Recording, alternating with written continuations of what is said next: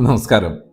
ഈയിടെ ഞാൻ കണ്ട ഒരു യൂട്യൂബ് വീഡിയോക്കകത്ത് ഒരാളിരുന്ന് പറയുകയാണേ, നട്ടെല്ലിൽ നിന്ന് കാലിലേക്ക് വരുന്ന ആ രക്തക്കുഴലിലൂടെ രക്തം ഓടാത്തത് കൊണ്ട് കാലിന് ഭയങ്കര വേദന വരുന്നു, അതിന് സയാറ്റിക് പെയിൻ ആണ് എന്നൊക്കെയാണ് അദ്ദേഹം ഒരു വിദ്വാൻ ഇരുന്ന് അടിക്കുകയാണ്. നിങ്ങൾക്കറിയാവോ, ശരിക്കും പറഞ്ഞു കഴിഞ്ഞാൽ സയാറ്റിക് നെർവ് എന്ന് പറഞ്ഞൊരു നെർവുണ്ട്.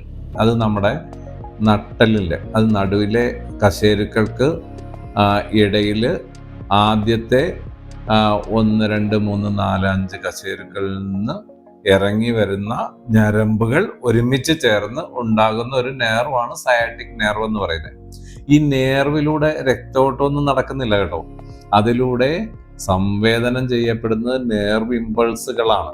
അത് തലച്ചോറിലേക്കും തലച്ചോറിൽ നിന്ന് തിരിച്ചും, തലച്ചോറിലേക്ക് പോകുന്ന സെൻസറി, നമ്മളിപ്പോൾ തൊട്ട് കഴിഞ്ഞാൽ ചൂടും തണുപ്പും ഒക്കെ തിരിച്ചറിയുന്നത്, വേദനകൾ തിരിച്ചറിയുന്നത് ഒക്കെ തിരിച്ചറിയുന്നതിന് വേണ്ടിയുള്ള സെൻസറി ആയിട്ടുള്ള സംവേദനങ്ങൾ തലച്ചോറിലേക്കും, അവിടുന്ന് മോട്ടോറായിട്ടുള്ള നമ്മുടെ കാലുകളെ പ്രവർത്തിപ്പിക്കുന്നതിന്, വിരലുകൾ അനക്കുന്നതിന്, മസിലുകൾ പിടിക്കുന്നതിനൊക്കെ കാരണമാകുന്ന മോട്ടോറായിട്ടുള്ള ഇമ്പൾസുകൾ തിരിച്ച് താഴേക്കും വരുന്ന നമ്മുടെ ശരീരത്തിലെ ഘടകമാണ് നെർവ് എന്ന് പറയുന്നത്.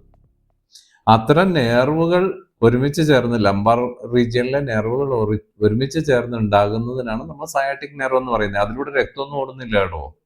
ഇങ്ങനെ രക്തം ഓടുന്നത് അടഞ്ഞിട്ടൊന്നുമല്ല കാലിലേക്ക് വേദന മാറുന്നത്. ഇത്തരം സയാറ്റിക് പെയിന്റെ കാരണം നെർവുകൾക്ക്, ഈ നെർവിന്, നെർവ് റൂട്ടിന് എന്തെങ്കിലും ഞെങ്ങലോ അല്ലെങ്കിൽ എന്തെങ്കിലും തകരാറോ സംഭവിക്കുമ്പോഴാണ്. സാധാരണ ഇതിന്റെ പ്രധാനപ്പെട്ട കാരണം എന്ന് പറയുന്നത് ഡിസ്ക് പ്രൊലാപ്സുകളാണ്. നമ്മുടെ നട്ടെല്ലില് കശേരുക്കൾക്കിടയിൽ പിടിപ്പിച്ചിരിക്കുന്ന ഇലാസ്റ്റിക് ആയിട്ടുള്ള ഒരു സാധനമാണ് ഡിസ്ക് എന്ന് പറയുന്നത്. അത് ഉള്ളത് കൊണ്ടാണ് ശരിക്കും നട്ടെല്ലിന് നല്ല ഫ്ലെക്സിബിൾ ആയിട്ട് ഇരിക്കാൻ പറ്റുന്നത്. അതിന് ഡീജനറേഷൻ ഉണ്ടാവും, അല്ലെങ്കിൽ അതിനകത്തെ ജലാംശമൊക്കെ കുറഞ്ഞു പോയിട്ട് അത് കട്ടിയായി വരണ്ട് അത് അകത്തേക്ക് തള്ളുമ്പോൾ അത് ചിലപ്പോൾ ഞരമ്പിനെ അമക്കും. അങ്ങനെ അമക്കുന്ന ഒരവസ്ഥയാണ് നമ്മൾ ഇന്റർവെർട്ടിബ്രൽ ഡിസ്ക് പ്രൊലാപ്സ് വിത്ത് റൂട്ട് കംപ്രഷൻ എന്നൊക്കെ പറയുന്നത്. ഞരമ്പിനെ ഞെക്കുന്ന ഒരവസ്ഥ അവിടെ ഉണ്ടാവും. അതപ്പം നമ്മൾ സാധാരണ പറയുന്ന ഞരമ്പ് കയറി ജാമായി എന്നൊക്കെ പറയാറില്ലേ, ഈ അവസ്ഥ ഇതാണ്. ഇങ്ങനെയാണ് സാധാരണ സയാറ്റിക് പെയിൻ ഉണ്ടാകുന്നത്. ആ സയാറ്റിക് പെയിൻ്റെ ചികിത്സ എന്ന് പറയുന്നത്, സയാറ്റിക് പെയിൻ്റെ ചികിത്സ എന്ന് പറയുന്നത് ആയുർവേദത്തിലൂടെ വളരെ ഭംഗിയായി നമുക്ക് ചെയ്ത് എടുക്കാൻ പറ്റുന്നതാണ്. ഡിസ്ക് പ്രൊലാപ്സിനെ പഞ്ചകർമ്മത്തിന്റെ പ്രയോഗങ്ങളിലൂടെ, പ്രത്യേകിച്ച് യോഗവസ്തി പോലെയുള്ള വസ്തിക്രമങ്ങളുടെ പ്രയോഗത്തോടുകൂടി വളരെ ഭംഗിയായി നമുക്ക് മാറ്റിയെടുക്കാവുന്നതാണ്. ശേഷം കുറച്ച് എക്സസൈസുകളും ആയി കണ്ടിന്യൂ ചെയ്ത് കഴിഞ്ഞാൽ ഒരിക്കലും നടുവേദന ഇല്ലാതെ നമുക്ക് ഇരിക്കാവുന്നതാണ്. അപ്പോൾ ഇതിന്റെ ചികിത്സ എന്ന് പറയുന്നത് പഞ്ചകർമ്മമാണ്. പഞ്ചകർമ്മത്തിൽ തന്നെ വസ്തികളാണ്. പലതരത്തിലുള്ള വസ്തികൾ നമുക്ക് ഇതിനകത്ത് പ്രയോഗിക്കാം. അത് രോഗാവസ്ഥയ്ക്കനുസരിച്ച്, രോഗിയുടെ അവസ്ഥയ്ക്കനുസരിച്ച് പ്രയോഗിക്കുന്ന വസ്തികളാണ്. ഈ വസ്തികൾ ചെയ്യുന്നതിന് മുമ്പേ ശരീരത്തെ പ്രിപ്പയർ ചെയ്യാൻ വേണ്ടി നമ്മൾ വിവിധ തരത്തിലുള്ള കിഴികളൊക്കെ പ്രയോഗിക്കാറുണ്ട്.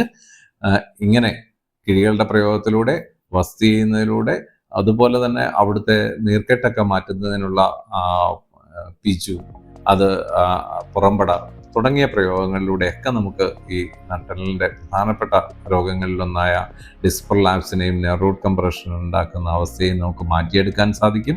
ശ്രീരുദ്രയിൽ ഇതിൻ്റെ ചികിത്സ വളരെ ഭംഗിയായി ചെയ്തു വരുന്നു. ശ്രീരുദ്രയിലേക്ക് വരാം. നട്ടെല്ലിൽ ഡിസ്ക് പ്രൊലാപ്സും റൂട്ട് കംപ്രഷനും കൊണ്ടുണ്ടാകുന്ന നടുവേദനകളെ നമുക്ക് മാറ്റിയെടുക്കാം.